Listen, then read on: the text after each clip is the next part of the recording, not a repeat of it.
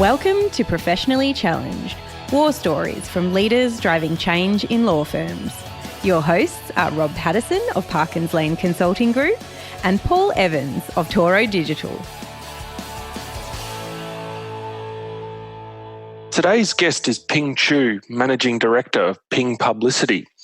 Ping has worked in Singapore, Vancouver and Melbourne in numerous roles, including as a media advisor to government, a senior PR agency consultant, a communications manager, a journalist and a university lecturer.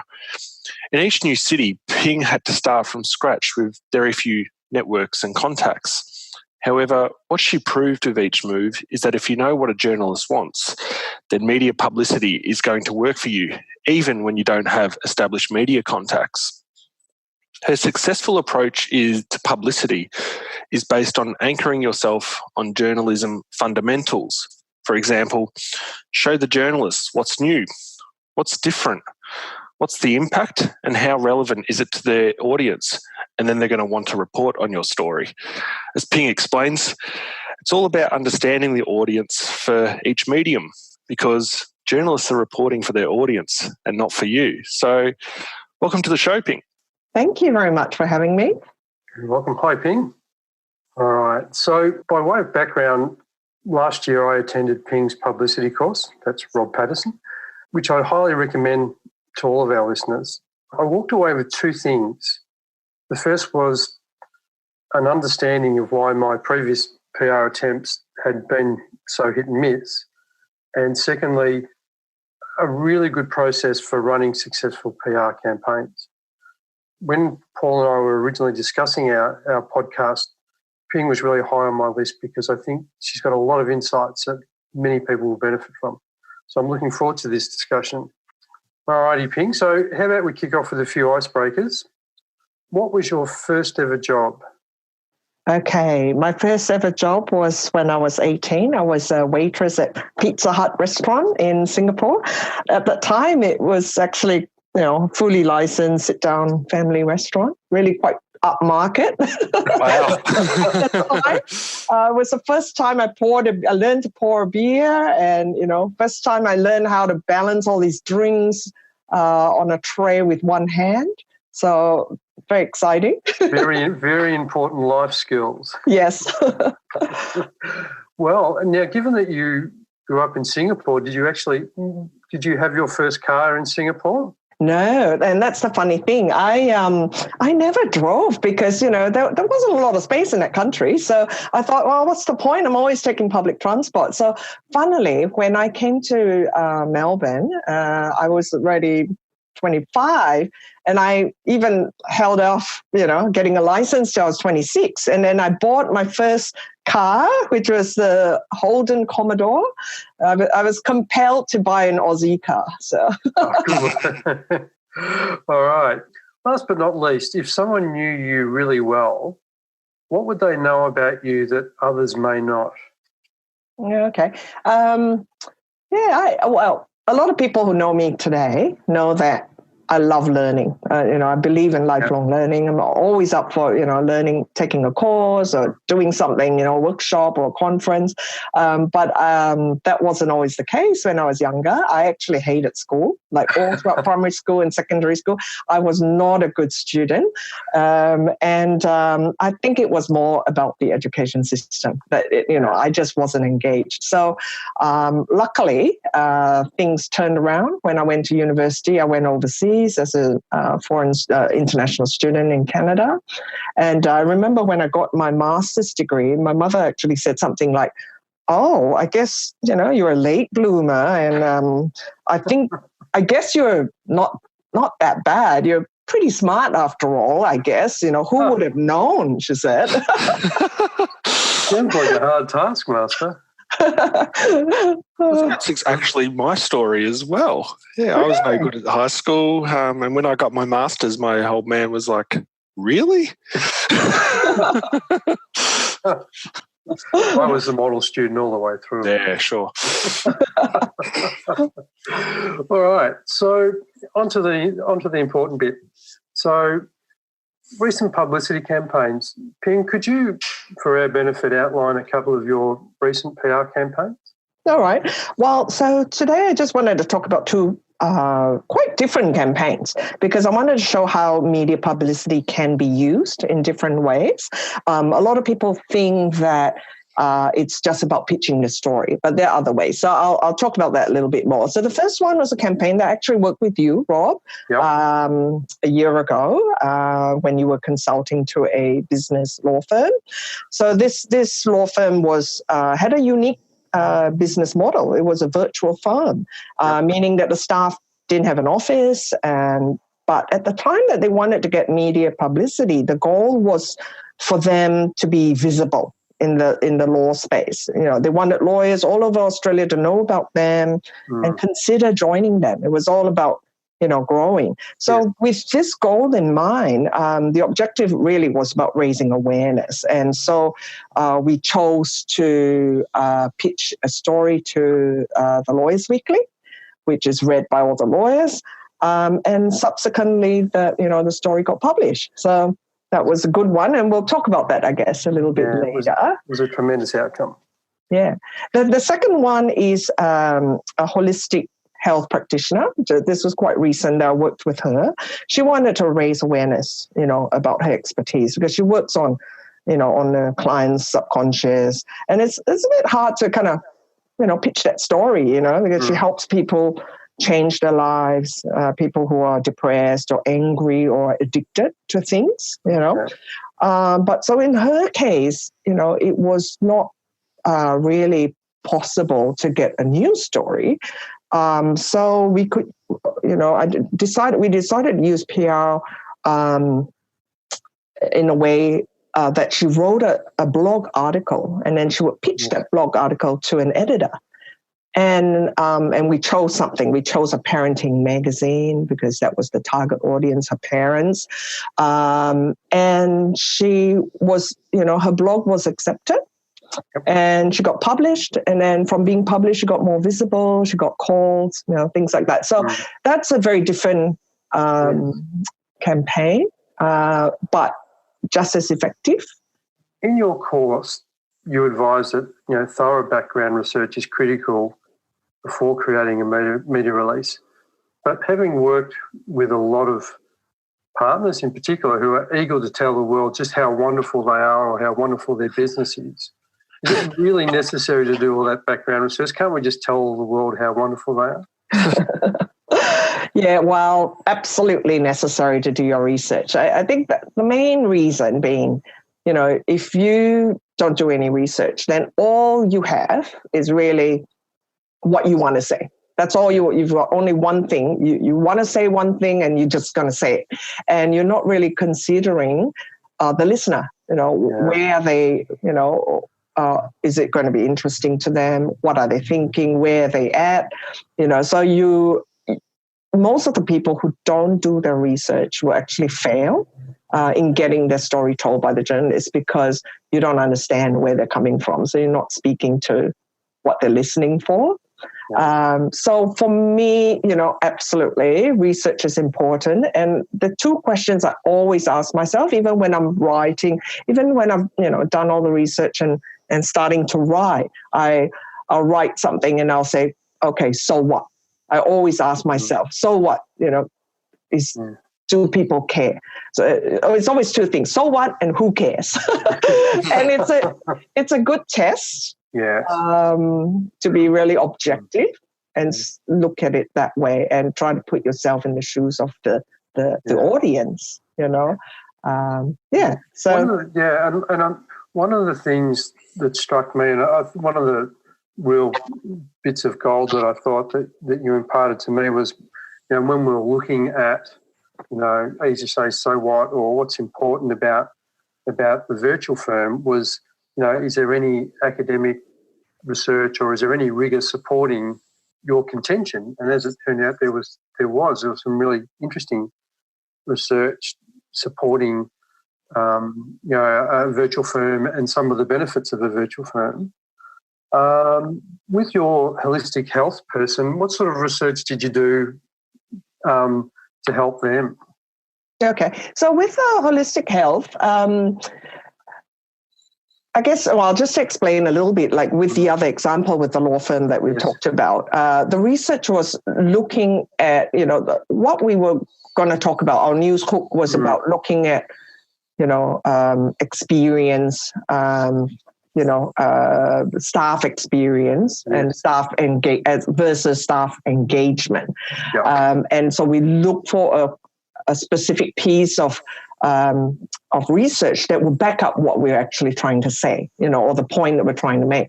With the blog articles, slightly different because we're not looking at it so academically. The research was about her own research, like her own experience with parents and with that, with the topic. That we looked at some of the things that she'd been dealing with. But the other kind of research we had to do was, because there were a lot of people in her space that were writing about the subconscious and therapy, for depression and all that. If she was to write a piece, something that she really wanted to write about, we got to do the research to see what are her competitors writing about.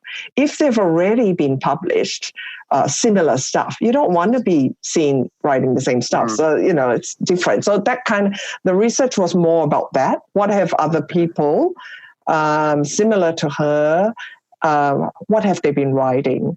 And so it was quite interesting because we saw, people talking about, depression or things, helpful tips for the parents. And then we talked a little bit more and realized that she had a lot of parents who were wanting therapy for their children, really young children, primary school age children. And she said, I don't want them to go to therapy. They don't need to. Most of the time it's because it's about the mum or the dad. Yes. They have to fix their problems first before they can fix the kids. And actually kids can adjust according to the parents. So it was quite funny that we actually then wrote a piece about how you shouldn't rush your children to therapy. So, and that was very interesting. And so we did the research to look at, has anybody written about that? The opposite. And when we found that nobody had, and she used that topic, it was great because the editor loved it and said, "Oh, this is great. We haven't, used it." So that's I guess that's a benefit of doing your research. Absolutely, and heaps of cut through by taking a position that no one else had taken. Yeah, it's brilliant. The other thing that you made me research, and I realised the benefits of it, was researching the journalists as well that you're approaching. Yes. And, for me, one of the things I learned through that was that by looking at things that the journalists had written on or had been focusing on, and then when you are pitching to the journalist, commenting on that makes a heap of difference because you actually you are quite a bit informed about what they find is important. All right. So now, one of the things I also learned was the difference between a media release and a pitch to a journalist. Can you succinctly tell our listeners what the difference between the two is? Okay. All right. So a media release, and sometimes we call it the press release or the news release, but it's essentially the same thing. It's really your story. This is the story that you want the journalist to write about. And it should contain all the answers to the questions of like when, where, what, how, who, and you should also have a quote, maybe one or two quotes from the person that is going to talk about this issue. And so that's the story. And it's written in a structure like a journalist. So really you're thinking like a journalist and writing something that they can picture themselves reporting on. And so that's your story. The pitch is really the sale, of that story. And it has to be very, very brief because, I guess everybody's busy. So journalists especially, they get a lot of emails every day for story ideas. So you got to be really quick. So the pitch is really a sale, but the first sentence is really what the story is about in, maybe 8 words, 9 words, and why, like what's the significance. So that's the main thing. So I would always include 3 things. The first thing is what the story is. What is the significance? So why would your readers care, basically? Yeah. It could be because, an issue has been in discussion for a while. This is interesting because it's a flip, or a different version, or digging deeper, something. And then the third is always, when are you available to be interviewed, or who is going to be available and when. So usually just 3 things. And then you include your story and hope for the best. So in respect of, again, the holistic health example, what was your pitch to that magazine? Okay. So with this one, it was because I was teaching her how to do it. So, she did it herself, but with a lot of guidance from me. So her pitch was how she came up with a headline, or we worked on a headline together, and it says how to be the leader of your pack. Okay. And then, so she talked about why. She says, I have an article about being the leader. I've got tips of how a mum can be the leader of your pack. Yeah. And then she says it's important today because everyone's rushing to give their kids therapy. I don't recommend that. So that's and I'm using the element of conflict. I talk about news elements. Conflict is one of them. That's saying the opposite, just not going with the status quo, and it always works because it's different. Yeah. And so using conflict is good. And so that went well, and they said they liked the idea, and she got published. Oh, brilliant. Really cool. Newsworthiness is another thing that I know that you're very big on. Marketers are often faced with a demand from the business to get our story out in the media, just get it out there. And I've seen that, and I've had that demand made upon me several times. So what are the 1 or 2 elements that make a story newsworthy? All right.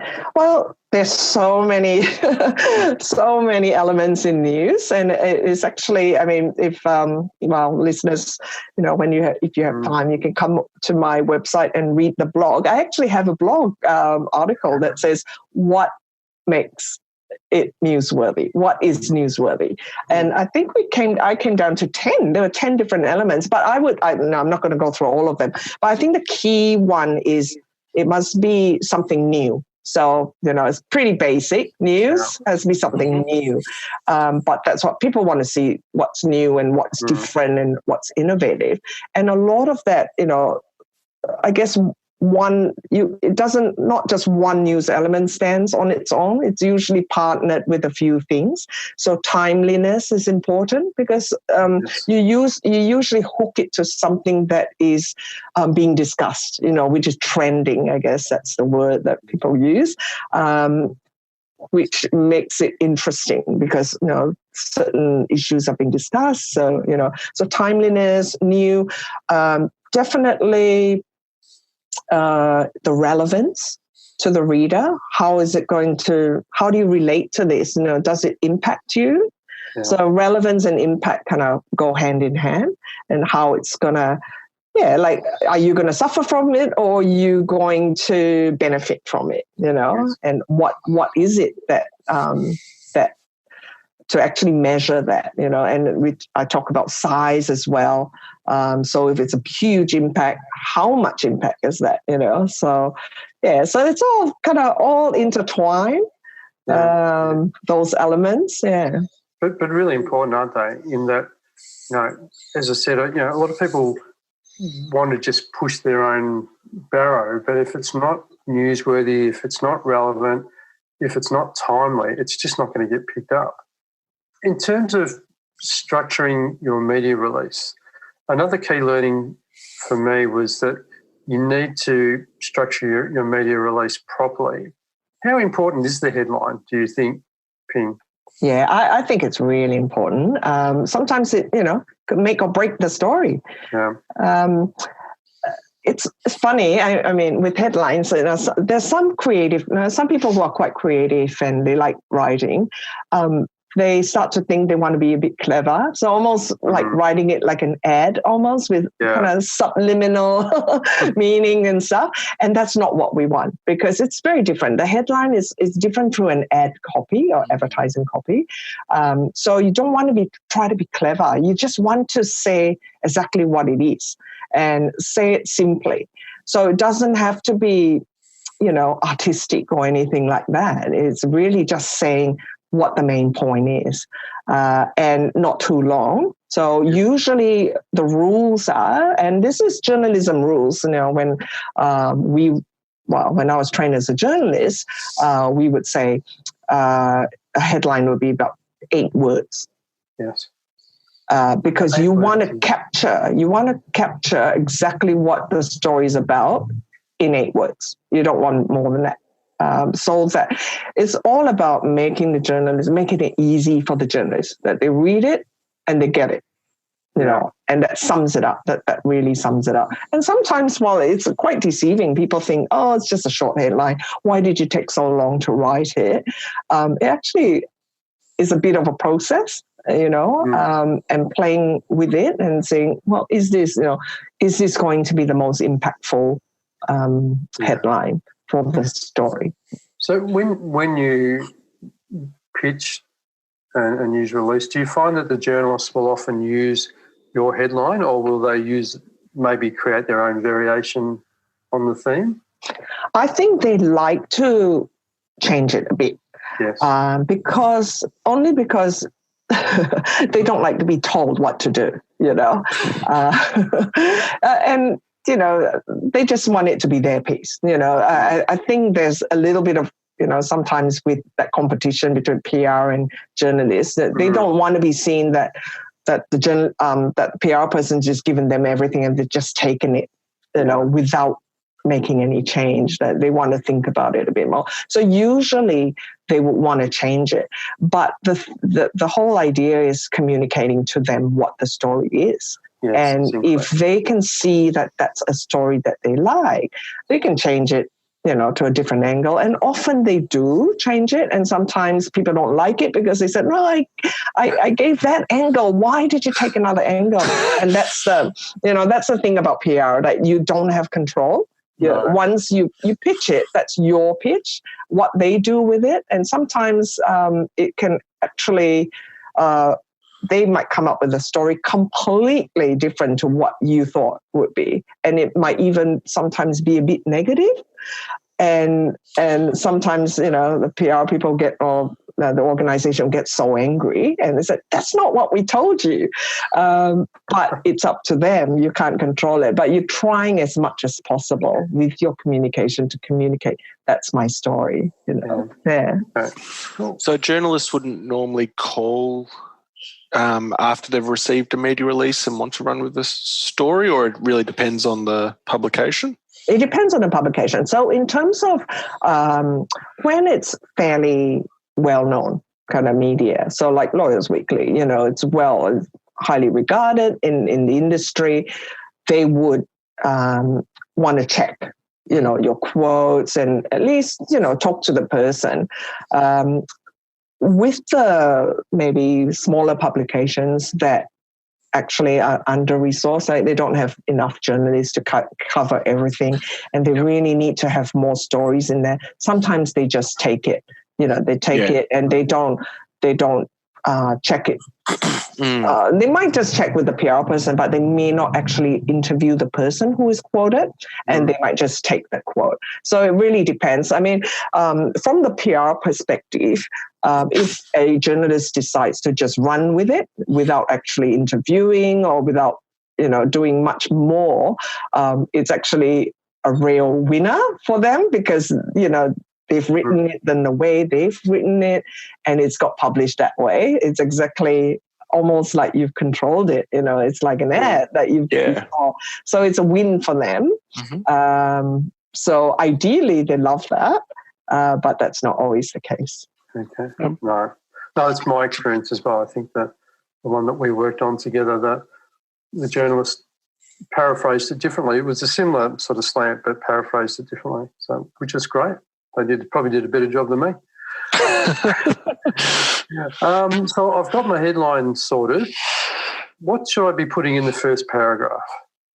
Okay, so when we write the press release or the news release, we're thinking like a journalist. So the structure of a news release is very much a structure of a news story that would appear, in the Age or or Herald Sun, whatever it is, and that would be to have most of the key news elements within that first paragraph. So you have to have, what and who and how, try and get as many of those into the first paragraph. Obviously, you can't always get that. So usually we'll say in the first two paragraphs, it should cover everything. It should cover all your who, what, when, where, how, and what. Yeah. So, so that's mainly the first two paragraphs. Okay, and then you go into a bit of detail later on. Yes, that's right. So as you expand, then you start to bring, usually in the third paragraph, we start to bring in the person. If we're talking about, an innovation from a company, then it will be the CEO or principal for, the law firm, and explain a little bit more and bring in a few more details as we go further. And the whole idea came from, this is really, back right to the old days of journalism, is that when we were, with the typewriter, they would type the stories out and the editor would just be able to cut the last 3 or 4 paragraphs. And so the copy, I think there's like a runner who runs, grabs the copy from the typewriter and gives it to the press to get it printed, would then just have the top bit. So that it came from that. Yeah, so cutting from the bottom. So you have the most important at the top and the least important things at the bottom. Yeah. I think that's probably how people read websites as well. Obviously top to bottom, but read probably the first paragraph or two, then they start scanning and looking at headlines. Yes, that's right. And that's why, the headlines are so important. Okay. Cool. Okay, so I've emailed the journalist. A week has passed and I've heard nothing. What should I do then? All right. Well, a lot of the time, because journalists have so many stories, ideas that are pitched to them, they don't really get back to you at all. So actually for a PR person, a lot of your time is spent following up. So following up is the most important thing, other than you put it out there, but you can't just leave it and hope for the best, really. You hope for the best for a few days, and then you go, okay, it's time to follow up. And usually what I do is give it a minimum of 3 days, for 3 to 5 days. Could be a week, but if it's something that you think, the timing is important, then I would say 3 days, follow up on it. If something urgent, anything that it would, you might miss the boat if it's a little bit too late, that maybe that it wouldn't be as strong a story anymore. You get onto it. So definitely follow up. And that's really important because they might say, I didn't see it. Sometimes they delete lots of emails all at one go and it's gone and they never saw it, So, follow up's important. In terms of the journalist, if I'm lucky enough and after having followed up, they then contact me, should I anticipate that they might request further material like a photograph or a high-res logo? Should I sort of have those at the ready? Yeah, I think that for me, I always think the best way is the first time to anticipate everything. And at the first time, give it to them. Because the whole idea is to make it as easy as possible for them. So they see everything all at one go. They don't have to come back and ask you for stuff, as much as possible. Obviously, they will ask for some stuff, but at least you've managed as much as possible. So I would say, like say for photograph, I would just have that available already. And what I do is, because they get so much email and you don't want to attach too many things. So even with a photograph, which is usually, if it's high resolution, takes up a lot of space. So I would provide a link to, say, a Dropbox or something where you've stored. So rather than give them a big document, give them links that they can just access. Oh, that's a great idea. Yeah. Okay. All right. Now, in terms of making the pitch, should I make the pitch by email or phone? Is there a best way to do it? Well, I think I always go with email, only because journalists are really, really busy. They basically, very, very few of them actually pick up phones when they're ringing. Like, they would use their phone, obviously, to interview people, but they don't just, so email's the best way. Unless it's something so urgent and you think it's fantastic, like they would really want to know right away, a breaking kind of story, then yes, definitely use the phone. But if it's not urgent, it's a story that would be great, that they'll appreciate, but it's not urgent, I'll go with email. Okay, good tip. And if I'm emailing it, do I attach the press release or do I put it in the body of the email? How should I do that? Yeah, so just like how I talked about the photos, we want to make it really easy for them. So I won't be attaching a document like the press release. I'll just cut and paste the words and put it in your main email. So you do your pitch and then you just scroll down. You say, this is the story. Have a look. Details are below. And have that story there, and then you have all your links to whatever else that you want to show them. And sometimes the links could be, just extra information about those issues or things that have been debated. It could be, to government. It might be government media releases that have come out that have talked about those issues, or other reports that have come out in the media. So you can just provide links to them, so they don't have to go and Google for them and try and find background information. You've done it for them. Yeah, okay. And that's all helpful. So just clicking through all the links. Which totally makes sense. It's like if I was doing that for someone internally, that's exactly what I would do. So I totally get how that would help them. Can I ask, should you only ever pitch a story to one journalist? So should it be an exclusive? And I guess then what happens if they don't answer? Is it poor form to then go to another journalist and pitch the story after, say, that 3 days? Or how do you sort of handle that kind of situation? Okay. Well, it really depends on the circumstances.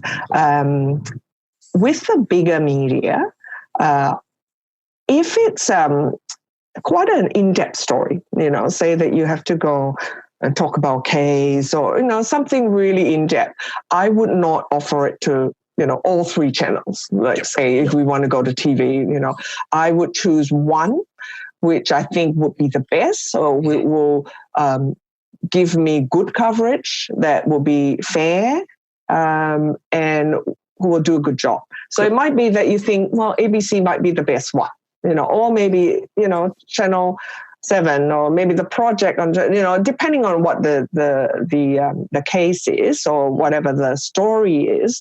And if they say no, they're not interested, then by all means, choose somebody else. And but I would say one at a time when it's quite in-depth. If it's a general story that, launching something as service, that I would say, that would be a new story. I would offer it to everyone at the same time. That's an important thing, like everybody at the same time. So it's fair. It's not like that somebody had, a day before and broke the story, know? Yeah. So you try to be fair as possible. But if it's some kind of special investigation, you might want to just choose one media to go with. Sure. Cool. Okay, Ping. Thank you so much for joining us today. as I said, I highly recommend your course to anybody who's serious about public relations and getting their public relations messages across. Just before we finish up, I've got a few questions I'd like to ask you. The first is, can you nominate another industry leader that you hold in great respect that you think we should also talk to as part of our podcast? Yes, I have somebody in mind. Her name is Stephanie Hope. She is a principal at Argent Law. She's a family lawyer. She has many, many years of experience in legal aid, championing the rights of marginalized women. So I really love her work and her passion. So, yes. That's sensational. I might get you to send her details through to us. That'd be brilliant. Okay. Now, if you could lead any company in the world other than Ping Publicity, which would that be? I don't think I have a company in mind, a specific company, but I know the kind of characteristics, I guess, of a company that I would love. And for me, sustainability is very important for me. Not just, about eco-friendly and that kind of thing, but so being good to the earth, but also sustainable in terms of the people, like that, being good to your people so that we're a sustainable workforce. So, yeah. So not the Republican Party in the US then? No. Okay. So one of the key things is, how can people connect with you? Can they connect with you on LinkedIn or Twitter or good old email? Yeah, well, I'm on LinkedIn, but I love the email. Okay. And so my email address is ping@pingpublicity.com.au. And I also love for people to come to my website and have a read of my blog articles, because there's a lot of information there, which we've kind of covered a little bit, in today's conversation. Oh, cool. Right, and your website is www.pingpublicity? Yes, .com.au. Brilliant. I suppose most people will probably Google it. And we'll also include those contact details on the notes to our podcast today. I might hand it over to Paul to wrap it up, as he usually does a pretty good job of that. I was just going to say thank you for being on the show. I learned a ton from it. Yeah. Oh, thank you very much. Thanks for having me. I love talking about what I do best. Oh, that's great. Again, thank you very much. Thank you for listening to Professionally Challenged. Visit our website at www.professionallychallenged.com and please leave us a review on iTunes. Until next time, bye for now.